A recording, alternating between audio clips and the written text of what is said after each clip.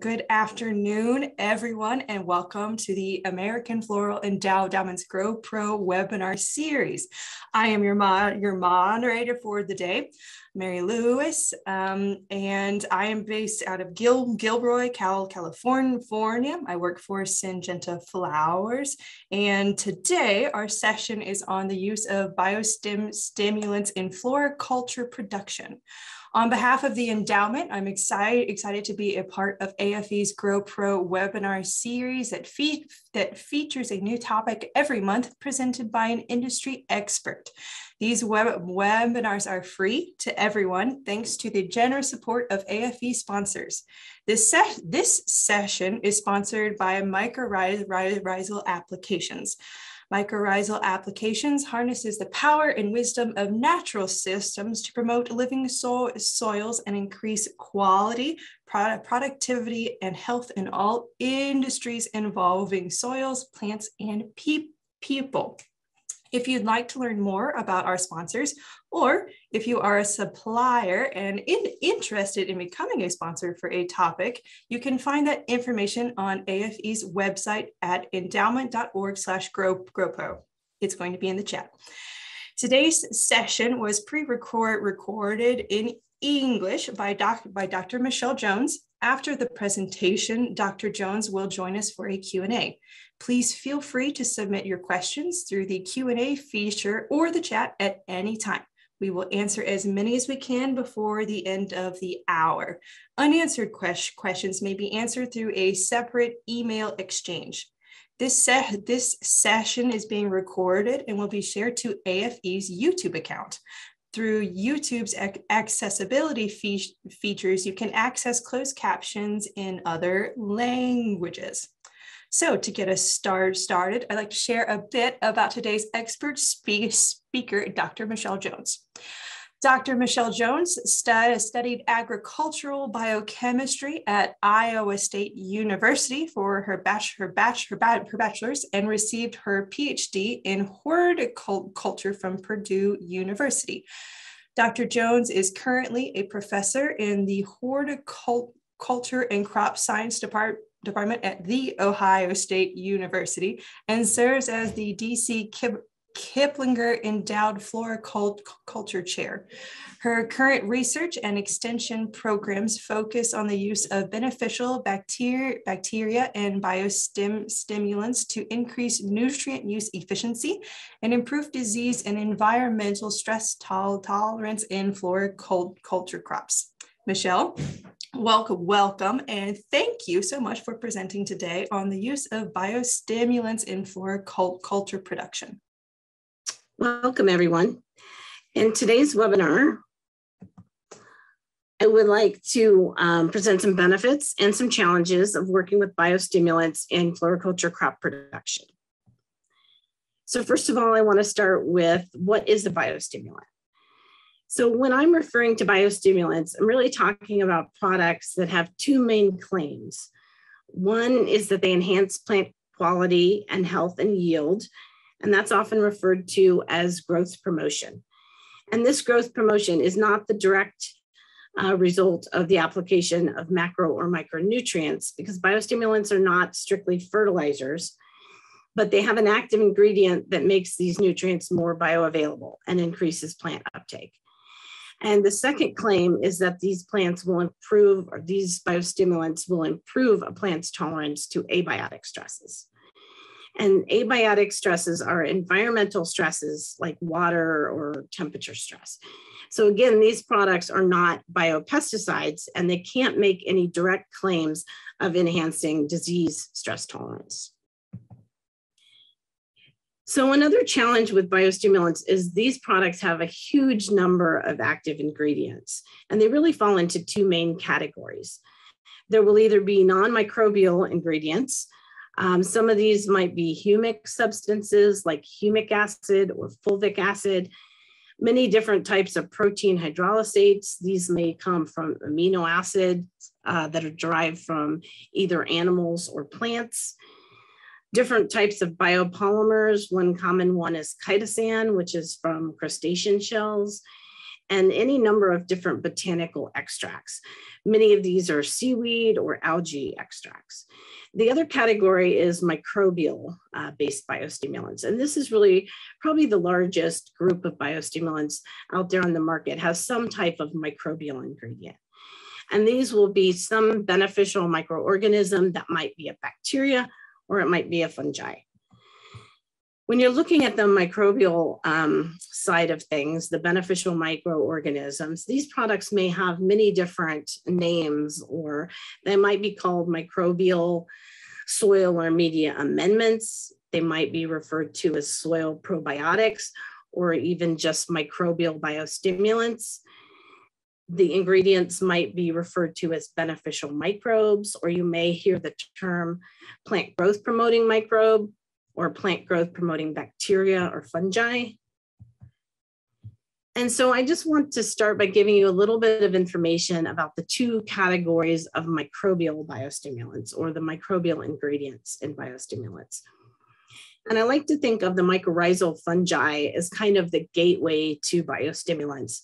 And the reason is because research on mycorrhizae or mycorrhizal fungi has been going on for many years, and we know a lot about these organisms. And so a lot of growers, if they want to try a biostimulant, they will start with something that includes mycorrhizae. Mycorrhizae may also be referred to as arbuscular mycorrhizal fungi. And the idea is that these mycorrhizae, they form a symbiotic relationship with their plant host. The plant roots will supply food for the fungi in the form of carbon that comes from the roots. And then the mycorrhizae will colonize the roots of the plant and form a network of mycelial hyphae that actually will extend the root system. And this extended root system will increase the amount of water and nutrients that the plant can take up. In addition to this uptake, the mycorrhizae will also increase the availability of many different nutrients within the media. And this can include phosphorus, nitrogen, zinc, iron, calcium, magnesium, manganese, as well as sulfur. And the picture that you see here in this slide, on the left, you have a plug that was untreated, or a young plant that was untreated, compared to a young plant that was started with the addition of arbuscular mycorrhizae. And you can see that that plant is a lot larger and it has a much more extensive root system. And the idea is that gives it kind of a benefit when it's first transplanted into transplant success, as well as the growth of that plant. The other category of growth promoting microorganisms are the plant growth promoting bacteria. You may also hear them referred to as PGPB. So they also come from a number of different genera, bacteria, but some of the most common ones are Bacillus, Pseudomonas, and Rhizobium. And many of these bacterial biostimulant products are applied to the root zone of the crops, and they may actually colonize even within the roots, or they may colonize the rhizosphere, which is kind of that interface at the root surface right between the root and the media. And just like the mycorrhizae, these bacteria will increase nutrient bioavailability and the uptake of nutrients. The bacteria themselves may fix nitrogen. They can solubilize phosphorus or potassium. They can help with iron uptake. And the bacteria themselves may also produce hormones like auxin, which will stimulate plant growth. And in this case, auxins actually will stimulate root growth. So one of the challenges of working with microbial inoculants is these are products that contain live organisms like bacteria or fungi, or these microorganisms in their dormant states. And so there are a lot of different factors in the growing environment that will have an effect on how well these microbes will interact with the plants and the level of plant response. And so some of these that we're going to talk about today include fertilizer inputs, potting media components, growing in a retail environment, the application method and intervals for the products themselves, and also host plant microbe specificity. So before we get into the details of some of these factors that affect the efficacy of the products, I want to ask a question first. when should you consider using a biostimulant? So there are a lot of inputs that go into producing a floriculture crop, and these all have a cost. So you want to make sure that whatever you're applying, you get a return on your investment. So when you're considering using a biostimulant, you should make sure that it will help you reduce other inputs like fertilizers or plant growth regulators, so you can reduce overall costs. You should also consider using a biostimulant if you can use it to improve crop quality and yield. And I also think of biostimulants as a type of insurance. It's to protect the plant from the unexpected. And that's where the stress tolerance comes in and becomes an important factor. So I got this article from the Horta Daily earlier in the year. So you see no end to fertilizer price hike yet. So as growers and anyone that's really growing plants or doing research, we all know that fertilizer prices have increased. The cost of all inputs is much higher. And we also continue to have some supply chain issues. Availability of fertilizers and fertilizer components is very limited. And the global demand for fertilizers is continuing to increase. So there's really no end in sight to these price increases. And so having an option which may help you reduce your fertilizer usage is one you may want to consider. Fertilizers are really the most important input that influences the efficacy of these microbial biostimulants. If you think about it this way, if plants are receiving all the nutrients and everything is optimized for their growing, you may not see the benefit of the biostimulants. It's well known that high rates of fertilizer, especially phosphorus, will suppress colonization by mycorrhizal fungi. And the small amount of phosphorus in a starter fertilizer, which you might find in some commercial mixes, this may be even enough to suppress mycorrhizal colonization. And it also can be enough to reduce the benefits of phosphate solubilizing bacteria. So this is an experiment, excuse me, that was conducted in my laboratory. And so we have a number of different pansy plants here. So I just want to break this down for you a little bit. If you're looking at this picture, you see this top row here. All these plants were untreated. That means they were not treated with any type of biostimulant. In the middle, we have plants that were treated with cease. So cease is actually registered as a biopesticide, but it does have biostimulant properties. Its main active ingredient is Bacillus subtilis, strain QST713. So it would represent a bacterial-based biostimulant. And then in the last row, the bottom here, you have plants that were treated with Myco-Apply Endo. So this is a mycorrhizal fungi-based biostimulant. And the product actually contains 4 different species of mycorrhizae in the genus Glomus. And then if you look at the different columns of the plants, you see that these different plants were fertilized at a different rate from 0, so no fertilizer, up to 150 parts per million nitrogen from a 15-5-15 CalMag fertilizer. And so to make this a little bit easier to kind of digest this information, if you look at plants that were fertilized with a rate of 75 parts per million nitrogen, you can see that the plants that did not have a biostimulant treatment, they're still pretty small. They have only a single flower. They're not very well filling out the pot. And you look down and you compare that to plants that were treated either with a bacteria or a beneficial fungi. These plants are much larger. They have more flowers. They really fill out the pot and have a better plant form. But when you go up to 150 parts per million nitrogen, which might be a rate that would be normally used to grow some of these plants, you can see that you've lost that biostimulant effect. All the plants, even the untreated plants, look very similar.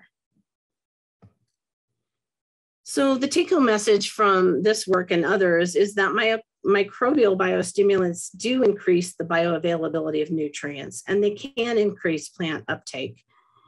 And so you have to think about water-soluble fertilizers. So primarily, Bedding plants and floriculture crops are watered constant liquid feed with a water-soluble fertilizer.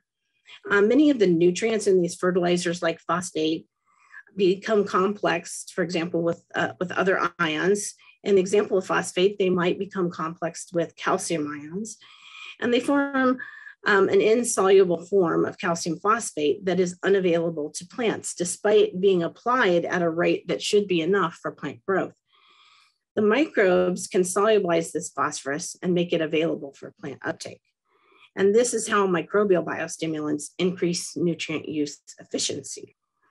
So the take-home message from this work is that you can produce high-quality crops with lower fertilizer inputs. This is another example of how biostimulants can enhance growth with less fertilizer.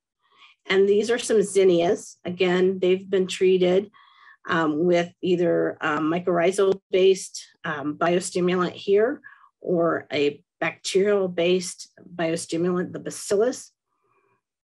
And if you look here at this picture here, you can see with the red line here that all of these 3 plants here were treated with the same amount of fertilizer, 50 parts per million nitrogen. And this plant with no microbial biostimulant application is smaller. And you see a bigger, in some cases, more flowers on a plant that had treatment with a biostimulant. And the interesting thing to also note is when you look at a plant that was produced with 3 times as much fertilizer, 150 parts per million nitrogen here on the far left, that those plants look very similar to those that are produced at the 50 parts per million rate with the addition of biostimulants. So we assume that these plants, they're growing more, they might be greener, they might have more flowers, that they're actually taking up more of the nutrients and using the fertilizer more efficiently. And so what we find in the plants that are treated with the microbial biostimulants, in this case, these are the zinnias, that the leaf tissue concentration of nitrogen, potassium, magnesium, sulfur, and iron was much higher in these plants than those that had no microbial biostimulant treatment.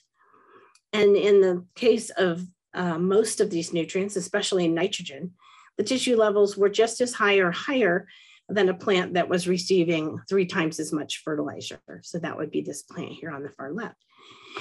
And in the instance of P, the phosphorus that is mentioned here, only the bacillus application increased the phosphorus content in this experiment. So in addition to fertilizer, growing media components can have an impact on the efficacy of biostimulant products. So the very early studies with greenhouse crops, when researchers were looking at mycorrhizae, they found that mycorrhizal colonization was consistently better in plants that were growing in soil than when these plants were growing in soilless media. Similarly, the plant responses were much better, or greater plant growth promotion, greater stress tolerance when the plants were grown in soil.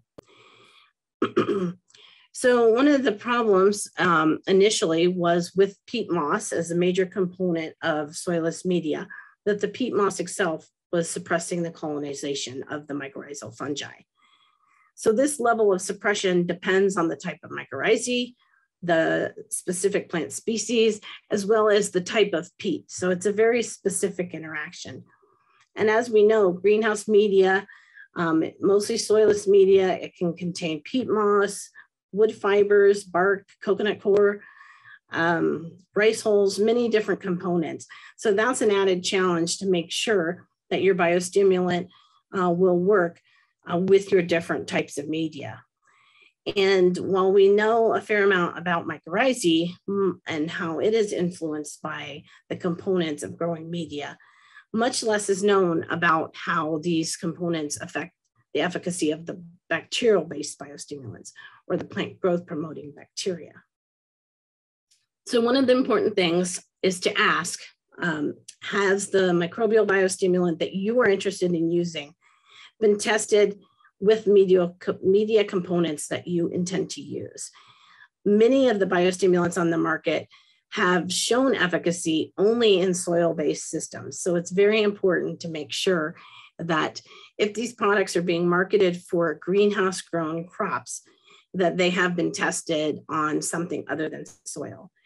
And another take-home message is if you want to start with, for example, mycorrhizae to get your feet wet or foot in the door to start working with biostimulants, you may want to try a product that has mycorrhizae incorporated into it, like a growing media like ProMix or the Sunshine Mix here, because these mycorrhizae have been selected for compatibility with the media components in these products, including the starter fertilizer. One other thing to think about when we're talking about the abiotic stress, how environment influences the efficacy of these bacteria and fungi, is that many of these microorganisms were isolated originally from very extreme environments. And that's the reason that they can improve plant vigor or resilience under stress. So both mycorrhizae and the plant growth promoting bacteria have been shown to protect plants from water deficit and also to high temperature stress. So you might not think that that's very relevant or important in a greenhouse production environment. These conditions are usually well controlled and optimized, but plants can experience temperature and water extremes during shipping or during retailing, and these may be out of your control once you've produced the plant. And these are things that cannot always be predicted. So from this, the microbial biostimulant applications can improve the retail shelf life and quality of the plant ultimately for your consumer. And this is an example, some photos here from impatiens that we did in our lab at OSU. And it does show that bacterial treated plants are more marketable after recovery from stress. So one of the challenges with this type of research is a lot of the research with the biostimulants is focusing on the water stress when the plants are drying down. Does the biostimulant change how wilted they become or how much time it takes them to dry down? This is very inconsistent among plants based on a lot of other environmental conditions, where they're located and other aspects of the environment. So what we focused on, and what I think is really much more relevant to the industry, is recovery. If you have a group of plants in a retail setting that get wilted, you're going to go and water those. And so the question is, will they recover and will they still be marketable? Rather than will they dry down faster or slower than the other plants? And so what we saw here on the left, you see some impatiens that during production, they were treated with a beneficial bacteria from the genus of Pseudomonas. And then that's compared to impatiens that were not treated with any biostimulant during production. When they got to the flowering stage, we withheld irrigation for, I think, about a week until they were very fully wilted. Then watering was resumed, and we looked at how well these plants recovered. And so what you see here are plants 2 weeks after we resumed this irrigation. And you can see a clear difference here between the Pseudomonas treated plants. They're greener, they have more uniform, filled in vegetative growth, they have more flowers. I would consider them to be a fully marketable product versus the ones here on the right that were not treated. They did not recover nearly as well. You have a lot of leaf yellowing and leaves that are falling off. And it's a plant that just did not recover to probably what would be considered a marketable product. This is also a much more extreme example of how beneficial bacteria can enhance water stress tolerance. So these plants were treated with bacillus as a biostimulant here on the left, or they were untreated. And in this case, they were left to dry down for 14 days. So this is very extreme stress. You wouldn't probably see this extreme example. But when they were again rewatered or watered, irrigation was resumed, and you look at recovery, plants that were treated with the bacillus biostimulant actually did resume growth and flowering. And so the plants are still pretty small, but they did recover from a very extreme water stress. Just like pathogenic organisms, you have to consider host specificity. Beneficial microbes also have specific plant hosts.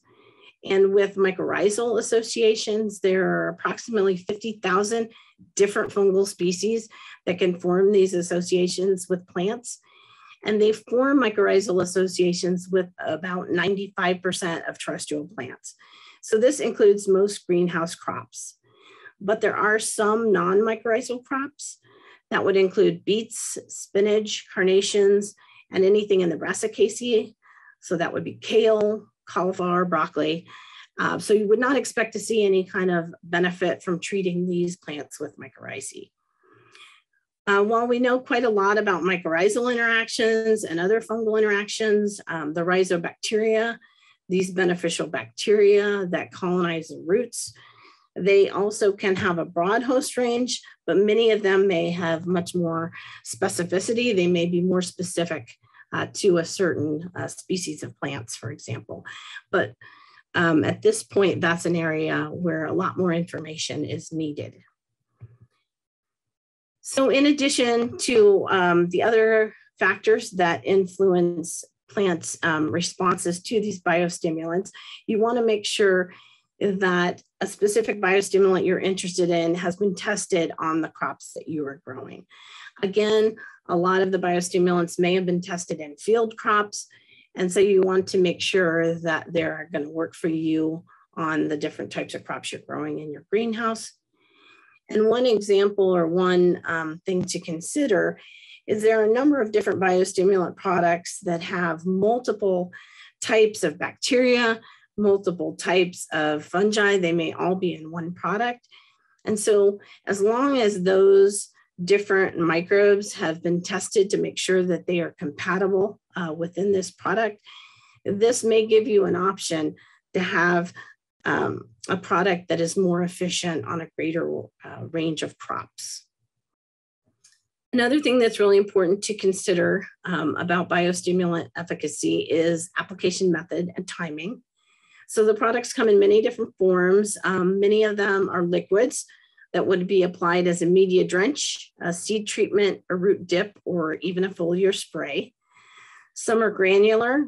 Some of the mycorrhizae may be granular forms of dormant spores that are incorporated into the growing media at planting or maybe at transplanting.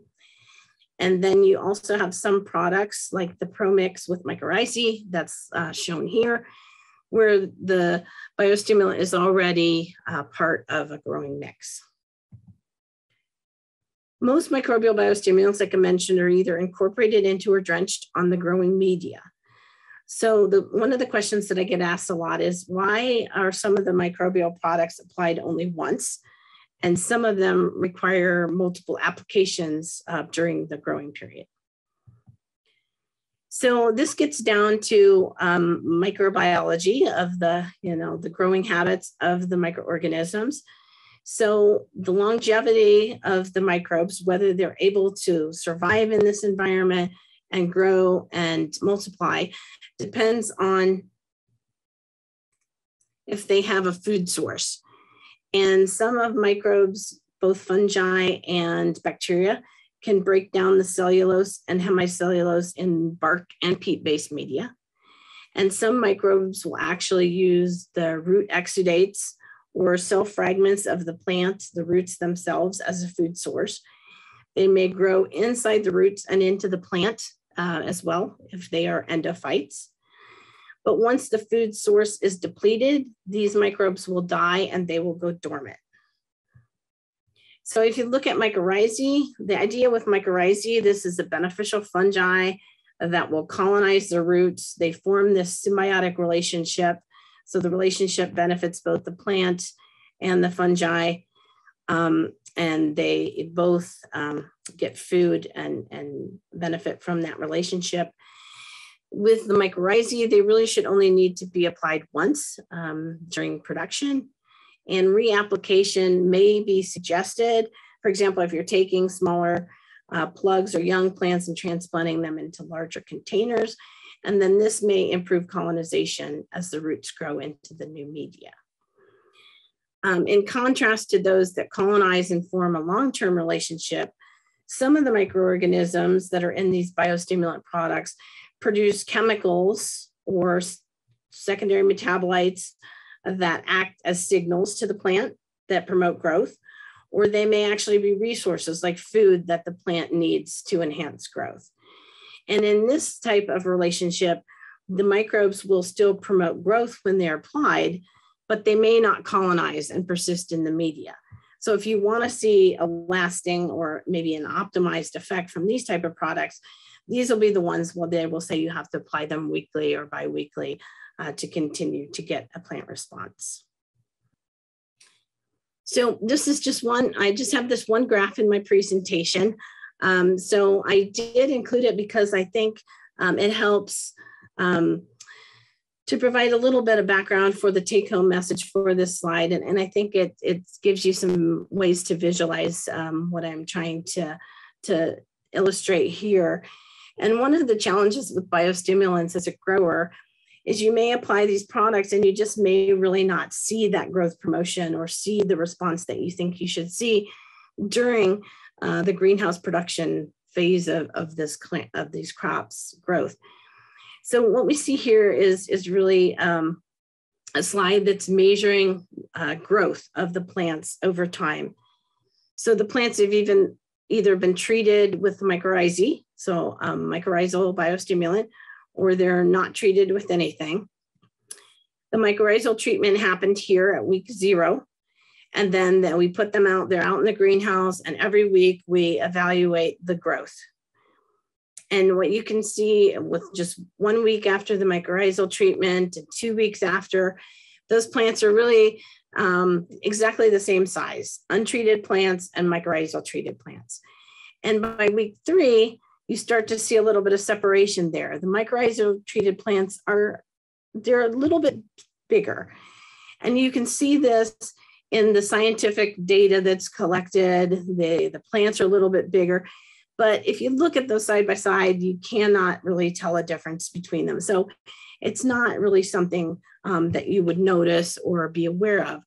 But when you get to 4 weeks and 5 weeks, that measurement of growth, the growth of those plants is very much enhanced and is very different. And you can see this visual difference at 4 to 5 weeks.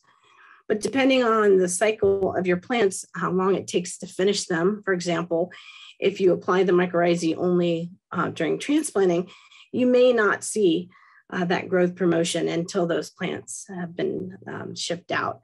So you really are using these biostimulants to enhance plant quality and stress tolerance for retailing and for your consumers. One thing to think about when you look at this graph and what I just told you about growth promotion and the timing is that the earlier you start the treatment, the better. So if you can treat, for example, with mycorrhizae at the plug stage, and then maybe again at transplant, you will have that much longer for the plants to associate. Those mycorrhizal spores have to germinate, they have to colonize the roots, and then the plant has to respond to that with enhanced growth and stress tolerance. Also, this delay can be maybe improved if you use products that have different types of microbes, even products that have different species of mycorrhizae.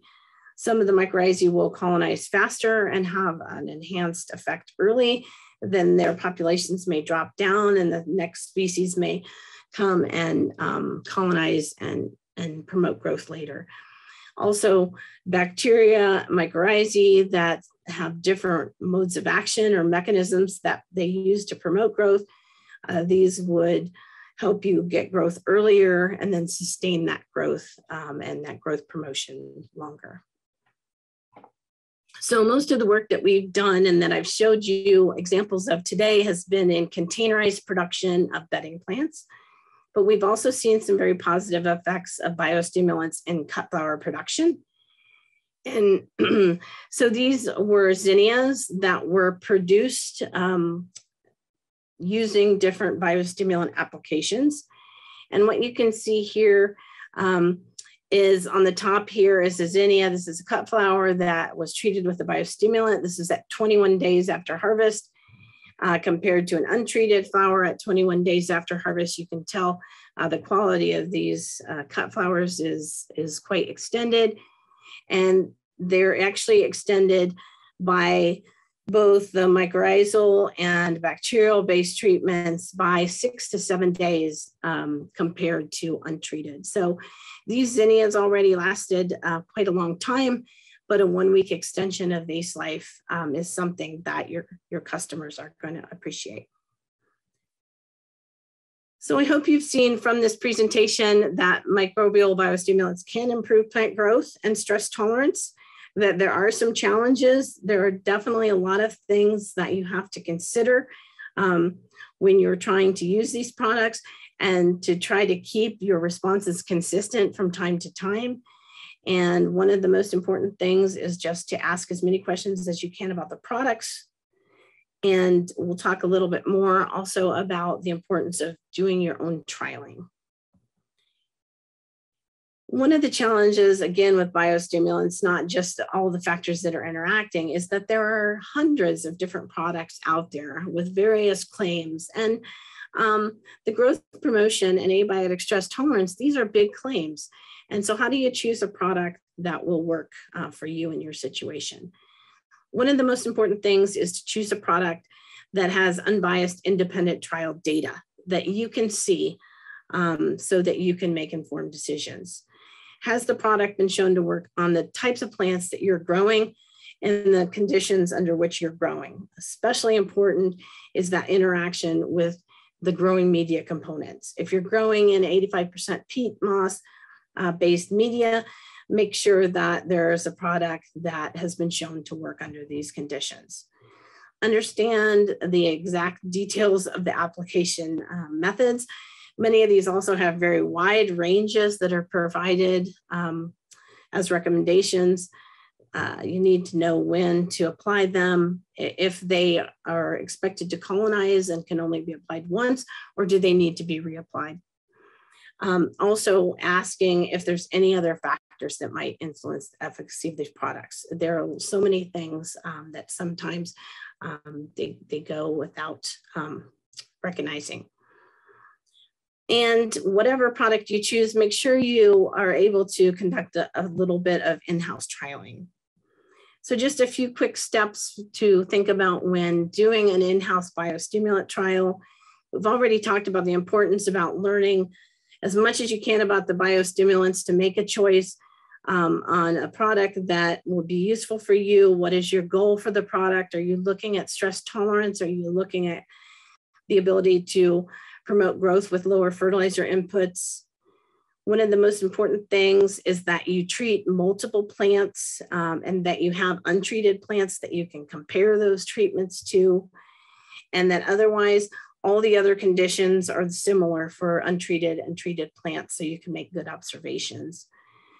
Record the details about the biostimulant application so they can be repeated, especially when there's large ranges in application amounts and timings that are recommended. You need to make sure you know what you did if it works so you can do the same thing again. And do a lot of comparing, going out and observing these plants as often as you can to see if you can see differences between the treated and untreated plants, taking good pictures and records so you can go back to that and remember how those plants looked. So with that, I want to thank you all for your attention, and a few quick acknowledgements just to thank the current and past members of the Jones Lab, as well as all of the university, ARS, and industry collaborators, including mycorrhizal applications. We've been very fortunate to receive support and funding for the research presented today and other research in the lab from American Floral Endowment, from the Floriculture Nursery Research Initiative, from Fred C. Glockner Foundation, and also from ARS cooperators. and the OSU DC Kiplinger Endowment Fund, and a recent NIFA AFRI grant that will focus on greenhouse production using biostimulants in soilless media. All right, thank you. I'm happy to answer any questions if you have them at this time. All righty, Michelle, thank you so much for your presentation and for joining us. And I'd like to open up the session to our Q's and A's. So if you have any questions, please type them in the chat or in the Q&A, and I'll just kind of start at the top and work our way down.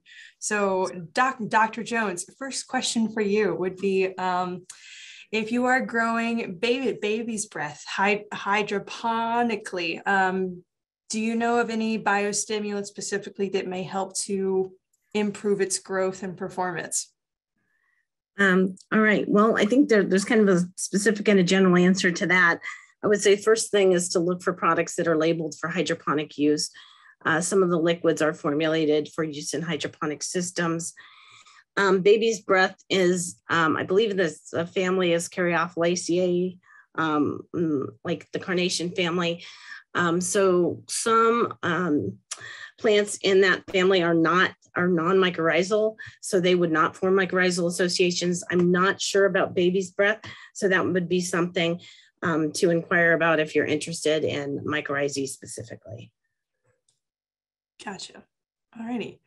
Next question for you is that in regards to plug production, does this increased fertilizer use efficiency continue long through the plug stage and into the larger processing soil bed, or do you just see that improvement for a short amount of time? Right. So I guess I would say the general answer to that is yes, the benefits will continue on. The extent of the benefit depends on the mechanism or the mode of action by which the beneficial bacteria or mycorrhizae are acting.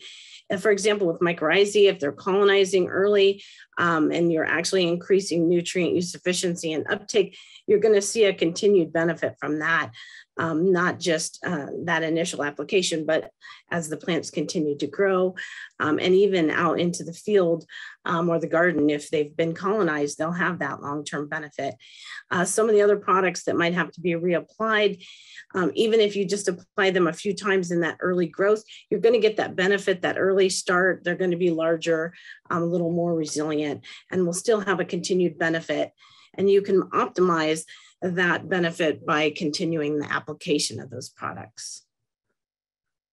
All right, thank you so very much. Moving on to our next question. So why doesn't AMF work well with peat moss? Is that due to some sort of like chemical properties that it has in a relationship? Yeah, that's a really good question. I don't really have a great answer for that. So lots of different peat mosses, they're very different in chemical and physical components. And one of the challenges with mycorrhizae is there's literally thousands and thousands of different species and genera that form these associations, these mycorrhizal associations. And so you can identify mycorrhizae that do interact with plants in specific kinds of peat. It's just a lot more, I think, that has to happen up front to really identify and understand those interactions. I have somewhat of an understanding that it's more related to different chemical properties, but I couldn't tell you the specifics of what's driving those interactions and why some of them are inhibited. The colonization is generally inhibited by the peat. Interesting. Okay. Moving on. How do you know if any biostimulant that will work with chrysanthemum? Another very specific question for you, but right. Those are really challenging questions because, like I said, there's hundreds, but really there's probably thousands of products out there. A lot of times their labels will be very general, greenhouse crops. I can tell you that chrysanthemums are mycorrhizal crops, so they will benefit from endomycorrhizal applications. So that would be a starting point. And then the other products I guess the answer would be just to ask specific questions about those crops when you're purchasing new products. But I think it'd be safe to start with some mycorrhizae and see how that works for you. So I will interject here, but with my own question is that with all of these kind of specific, what can work with what specific mycorrhizal, is there like a central place that folks can go to just see what has been used on what crop and to what success it has seen? Or is this more like everyone is kind of doing it on their own and it's a hit or miss, and that data is not being compiled into one location? There are some different biostimulant databases. I can't tell you the exact one. I think it might be a group in Europe that I think is starting to compile some of this information. We had started to develop a database at Ohio State that was in the lab of Matt Kleinhans, who also works on greenhouse vegetables. But it was very challenging to kind of keep that up with getting information from researchers and from manufacturers. So at this point, I can't tell you, one-stop shop. Some of the companies that have mycorrhizal products and other biostimulants, they have some good information on their websites. And then I would start with those. Okay, thank you. Going kind of into products and how they last. Say cease in its liquid form, about how long can you expect that to remain viable in its jug before it expires? Right. So definitely all the biostimulants have different shelf lives. Some have to be stored refrigerated, some have to be stored at room temperature.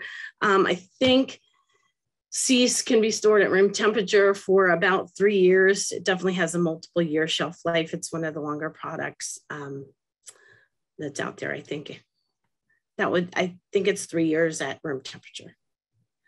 Wow, that's a long time. Okay. Yeah. All right.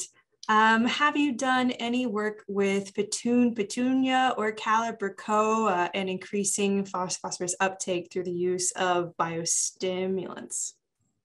Yes, actually petunia is one of our main model crops because of its pH requirements and also iron deficiency issues. We're looking in our lab at bacteria that are involved in improving phosphorus solubilization and also iron uptake.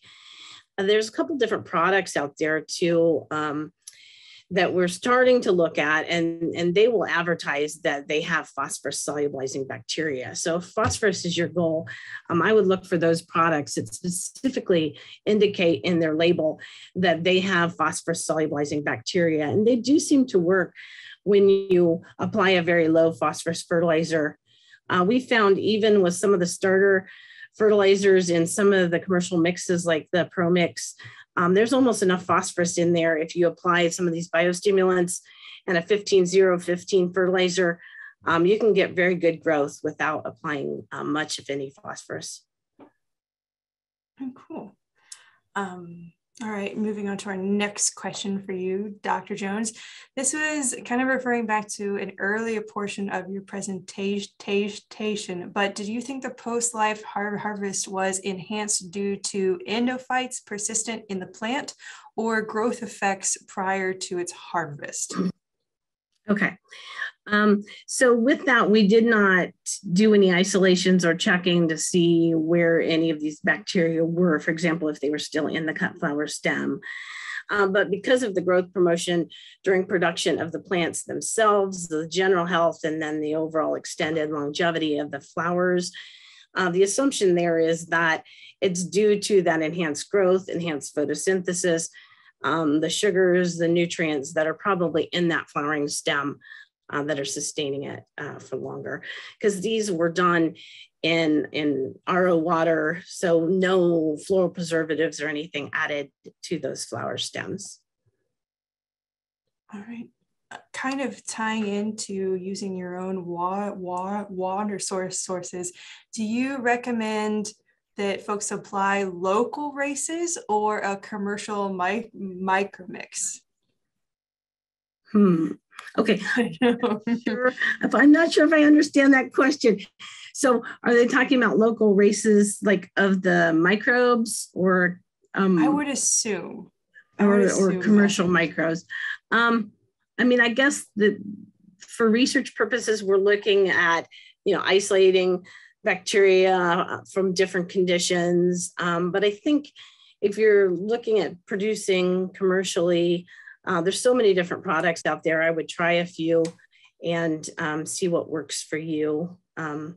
It's really difficult to work with like an isolate. Although it's kind of basically what you're doing if you're creating your own compost and you're working with things like that. You really are creating beneficial bacterial and fungal mixes native to your area and compost teas and things like that. So people are doing that maybe really without thinking about it. All right. Another question for you would be that are there any specific ornamental plants you think would benefit most from biostimulants? Yeah. So there's two kind of aspects to that. And one is like the growth promotion side and one is the abiotic stress. So anything that is very sensitive to water stress, where if it gets a little bit wilted, it's very difficult to recover it and maintain quality. I would say those would be a really good option for using a biostimulant to protect during that shipping and retailing phase. During production, some of the plants that you could grow, with a biostimulant and reduce the amount of fertilizer, like the example with phosphorus. I think iron siderophore producing bacteria and products that will improve iron efficiency and uptake would be really good for some of the iron hungry plants that need lower pHs like petunia and calibrachoa. Yeah, I think that there's a lot of different ones. It's hard to really identify which would be the best, but some of them that have very specific nutrient needs that could be addressed with the biostimulant would be where I would start. Kind of going off that, is there an association or governing body in place which is confirming these valid biological products from, not valid or non-viable products? Or are we just having to just trust that when a company says, yes, our mix does well, that it will? Well, I think right now, because these products don't have to go through EPA registration and they're not regulated like other products like biopesticides, there really isn't a lot of oversight. And so I haven't really been that involved. I don't feel that I'm really that knowledgeable about the regulatory side of things with biostimulants. But I think over the years, we're going to see that that's going to change. It started in 2018, I think it was, with the introduction of some actual language defining what a biostimulant was in the Farm Bill. And I think there was kind of a big push to get things to happen. And then, things have kind of slowed down with our COVID pandemic and everything. But I think we're moving towards a little more oversight on these products. Well then, okay. Since there isn't, since you are our resident authority for the day, are there any mixes or blends of biostimulants that you have experience working with that you would suggest? Yeah, I guess there's so many out there. We've worked with probably a couple handfuls of different products. One of the challenges is a lot of them are labeled for greenhouse crops. But they may have only been tested in soil. And so when you take that into the greenhouse environment, I will say, honestly, we've had more products that really haven't worked in our hands than products that have. But the challenge is that they have worked under certain conditions. It's just whether they really make that transition, whether they're targeted for the greenhouse industry and that growing environment initially, or whether they're kind of transitioned to a different market. So I can't really give you any specific products. I don't really feel comfortable doing that or telling you any that don't work because of the fact that it really depends on a lot of different factors in your growing environment. Speaking of very specific uses, do you think that biostim stimulants may have any effect on abscission control? I don't know if I've really seen anything marketed specifically for that or looked at that. It's possible that they could affect abscission because the biostimulants will include or these organisms may produce plant hormone or hormone-like substances like auxins. They are bacteria that basically degrade and prevent the plant from producing ethylene or reduce the amount of ethylene that a plant will produce under stress. And that stress ethylene leads to abscission of leaves and flowers and fruits. So it is possible that these responses can be reduced when you're applying biostimulants to mediate stress response. Gotcha. And then I know you've been a big fan of these very specific questions, but one more, just one last one. Do you think that biostim stimulants could work for cannabis? Cannabis. I guess I haven't really had an experience using it with cannabis, and I don't really know what products would be labeled with cannabis. So my bigger question back to the person that asked that question is, what is your goal for using it with cannabis? If it's to increase flowering or some other aspect of growth, then those are really good questions. And I think that those could be asked of different manufacturers. And I don't see why it wouldn't work with cannabis, but it would be important to know what is your goal with using the product with cannabis. Okay, alrighty, a few more. Any thoughts about using a biostimulant add-on like cease, for example, with a pro mix that has mycorrhizal added to it? So kind of making a cocktail and just seeing what works. Yeah, I think there's a lot of different biostimulants, especially those like cease that are based on the beneficial bacteria. They have a very different mode of action. They're applying secondary metabolites and things in that formulation that is enhancing plant growth. The mycorrhizae are colonizing the roots and acting in a very different way. I think that adding those two products together could have some synergy and could result in some increased growth. I don't know if you would see increased growth beyond the two products individually, but I imagine that because of the different modes of action that you could potentially see some enhanced benefits. From your experience, would you say that there are some certain biostim stimulants that shouldn't be used together that do produce negative and adverse effects on your plants?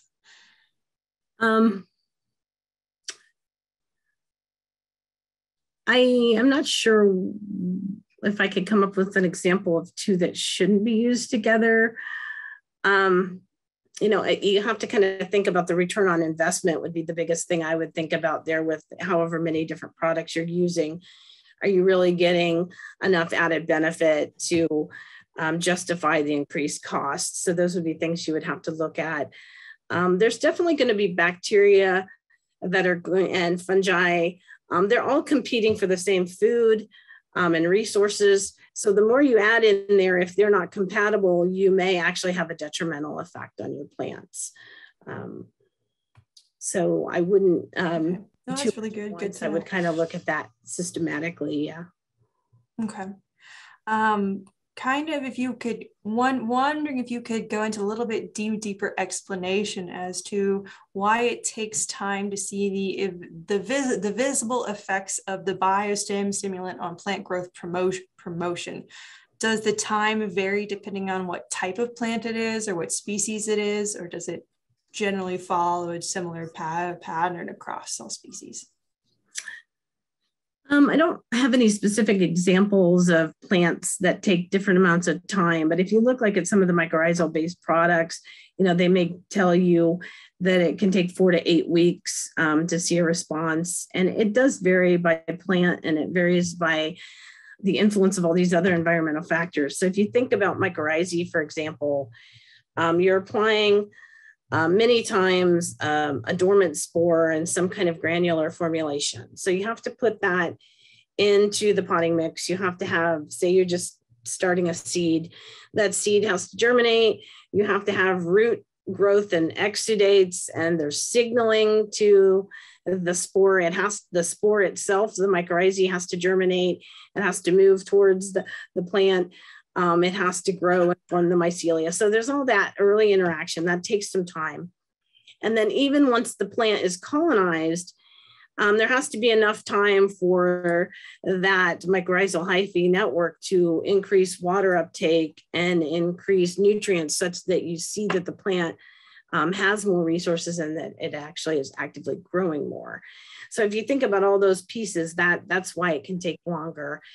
And so there's definitely plants that have different exudates from their roots. They may signal the mycorrhizae faster or provide a stronger signal. There may be some selective signaling. Some mycorrhizae may prefer certain plants over others, so they may colonize faster.